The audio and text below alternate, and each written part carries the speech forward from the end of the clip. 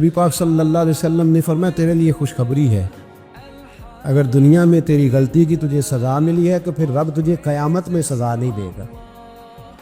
پھر اللہ قیامت میں سزا، بعض گناہ ایسے ہیں جن کی یہاں بھی سزا ملے گی اور وہاں بھی ملے گی، لیکن میرے بھائی پہلی بات یہ ہے کہ اللہ تعالیٰ اس غلطی کی یہیں سزا دینے اور دعا فرمائے اللہ تبارک و تعالیٰ یہاں بھی معافی عطا فرمائے وہاں بھی معافی عطا فرمائے، اللہ درگزر ہی فرمائے۔ لیکن میرے بھائی ایک سزا یہ ہوتی ہے کہ انسان جب گناہ کرنے لگتا ہے تو اللہ نعمتوں کے دروازے کھولتا ہے، مہلت دیتا ہے۔ 500 سال تک فرعون کو مہلت دی۔ کتنے؟ یہاں جو 5 سال حکومت کر لیتا ہے وہ کہتا ہے سب سے قابل میں ہی ہوں، مجھے مہلت جو ملی ہوئی ہے۔ 500 سال مہلت دی اللہ تعالیٰ، اور فرعون کی قوم پر پتہ عذاب کس طرح کے آئے تھے؟ ٹڈیاں مسلط کر دی اللہ نے۔ یہ گھومتی نہیں چھوٹی سی، ہم اپنی زبان میں اس کو کچھ لوگ مختلف ناموں سے یاد کرتے ہیں، کوئی مکڑی کہتا ہے، کوئی کچھ کہتا ہے، مسلط کر دی، جاتی نہیں۔ ان پر بنی اسرائیل کے ان مقابل جو فرعون کی قوم تھی ان پر الزام اس طرح کا عذاب آیا کہ مینڈک مسلط کر دی اللہ تعالیٰ۔ برتن کھولتے تھے اندر مینڈک نکلتا تھا، دنیا کی ہر دوائی استعمال کرتے تھے لیکن مینڈک نکل آتا تھا۔ تھوڑا سا سمجھا کرے چیزوں کو، ہمارے رنگ نہیں زیادہ گورے کہ ہم پر عذاب نہیں آتا۔ کوئی بہت زیادہ اللہ تعالیٰ معاف فرمائے دولت نہیں جمع کرا بیٹھے شاہی خزانے میں کہ ہم سے پوچھا نہیں جائے۔ یہ مہلت ہے، مہلت کو مہلت سمجھو۔ پر جب پکڑ آتی ہے نا اللہ کریم کی، میں نے دیکھا 1 کروڑوں روپیہ، 6 اولادیں، ایک شخص کے بچے باہر سے آ رہے تھے، وہ بندہ بیمار تھا، مجھے کہنے لگا حضرت جی دعا کریں میں ان کے آنے سے پہلے مر جاؤں ورنہ آ کے مجھے مار دیں گے، دعا کریں۔ اتنی بے سکونی، کروڑوں روپیہ پڑا ہے تو یہ عذاب نہیں؟ کوئی ضروری ہے کہ پتھر ہی برسیں گے تو سمجھ آئے گی؟ یہ جو سگا بیٹا بوڑھے باپ کے قریب سے گزر جاتا ہے سلام نہیں لیتا تو اس کو عذاب نہیں سمجھتے؟ یہ جو امت کی بیٹیاں، امت کی بچیاں، ہماری بچیاں ایک سال کے اندر 75 ہزار بچی ایک ڈویژن سے بھاگ کے شادی کر رہی ہے، اور ایک صوبے سے، تو اس کو آپ اللہ کا عذاب نہیں سمجھتے؟ یہ معمولی بات ہے؟ نہیں ہمارے رنگ ہو رہے، ہم بڑے سمارٹ ہیں۔ 1500 سال مہلت دی نوح علیہ السلام کی قوم کو۔ کتنے سال؟ بول کے بتائیے، بول کے دوبارہ بولیے۔ 1500 سال۔ کوئی آدمی اپنی سمارٹنس پہ خوش نہ ہو جائے کہ 20 سال ہو گئے میں تو نافرمانی بھی کر رہا ہوں، روٹی بھی پک رہی ہے، میں تو حرام بھی کھا رہا ہوں، پھر بھی سب ٹھیک ہے۔ 1500 سال مہلت دی۔ پھر حضرت نوح کہنے لگے اللہ میں نے تو بڑا سمجھایا نہیں باز آتا، تو رب کریم نے فرمایا کشتی بناؤ۔ اللہ کے پیغمبر کشتی بنانے لگے تو قوم مذاق اڑانے لگے۔ اب کیا کرنے لگے ہو؟ اب کشتی بنانے لگے ہو، خیر تو ہے، قوم مذاق اڑا رہی ہے۔ حضرت نوح علیہ السلام کا آپ نے کشتی بنائی، پانی کہاں سے نکلا؟ نہ بارشیں ہوئی نہ سیلاب آئے، ایک تندور تھا اس کے اندر سے پانی نکلنا شروع ہو گیا۔ کبھی تندور سے بھی پانی نکلا ہے، پر جب نکالنے والا چاہتا ہے تو وہاں سے بھی ایک تندور سے پانی نکلا، اتنا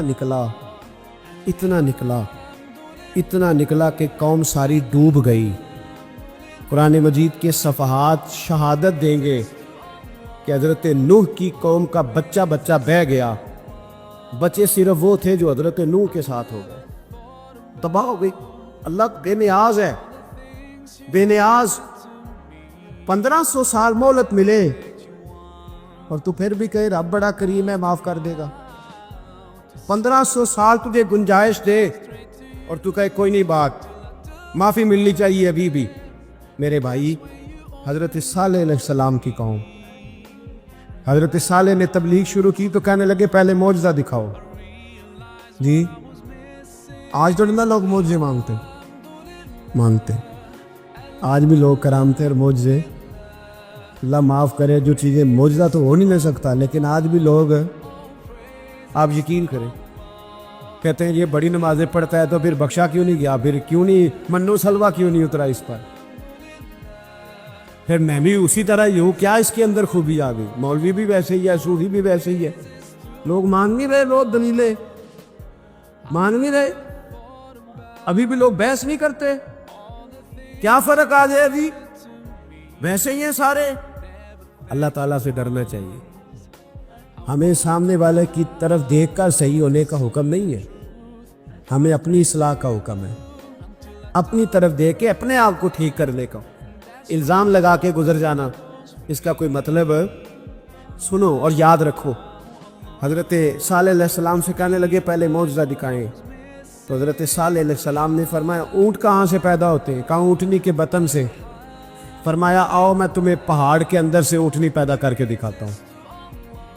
کہاں سے؟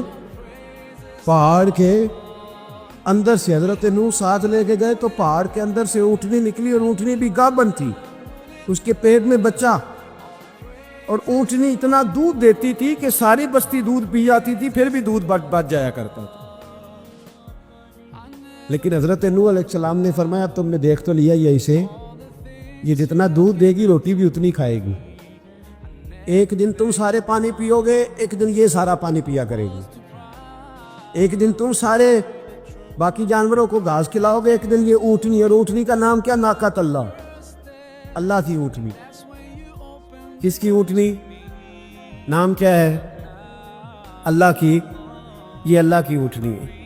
تو حضرت نوح علیہ السلام کی اونٹنی فرمایا اس کی بے ادبی نہ کرنا، باز نہیں آئے، لوگ باز نہیں آئے، کہنے لگا جی دودھ دینا تو ٹھیک ہے، پر یہ جو سارا پانی پی جاتی ہے نا یہ صحیح نہیں، یہ جو ساری گھاس کھا جاتی ہے یہ نہیں ٹھیک، دودھ دینا تو ٹھیک ہے پر یہ نہیں صحیح۔ آپ نے فرمایا اسے کچھ نہ کہنا، اللہ کی اونٹنی ہے۔ میں کہا کرتا ہوں ان لوگوں نے ناقۃ اللہ کی بے ادبی کی، حضرت نوح علیہ السلام کی اونٹنی کی ٹانگیں کاٹ دی، صالح علیہ السلام کی۔ اور دیکھو اللہ بڑا بے نیاز ہے، اگر پیدا کرنا جانتا ہے تو حفاظت کرنی نہیں جانتا، لیکن رب کریم نے فرمایا نہ کرنا، انہوں نے ان کے پیر کاٹ دیے، کانوں پہ چھریاں لگائیں۔ اونٹنی جب مر گئی، اونٹنی اللہ تبارک و تعالیٰ کی وہ اونٹنی جب مر گئی تو حضرت صالح علیہ السلام کی قوم پر رب کریم نے زلزلہ بھیجا، اذا زلزلت الارض زلزالہا، جب زلزلے آئے گے، اور جب ان کا زلزلہ آنا ہے، زلزلہ آتا ہے نا، کیا کرتی ہے قوم؟ لا الہ الا اللہ، لا الہ لا الہ الا اللہ، کلمے جاری ہو جاتے ہیں۔